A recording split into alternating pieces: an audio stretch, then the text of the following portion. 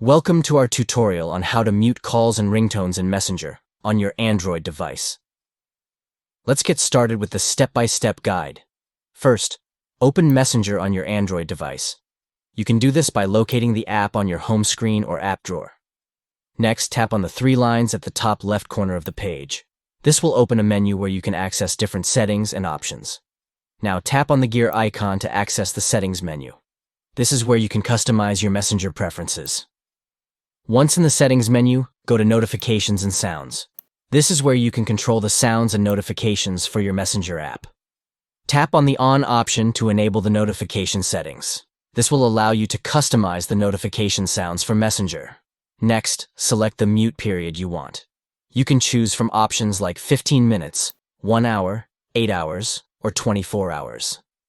This will mute calls and ringtones for the specified period of time. And there you have it. You have successfully muted calls and ringtones in Messenger on your Android device. This can be useful if you need some quiet time or if you're in a meeting and don't want to be disturbed. Thank you for watching our tutorial. We hope you found it helpful. If you have any questions or need further assistance, feel free to leave a comment below. Don't forget to like and subscribe for more tutorials. Until next time, happy muting.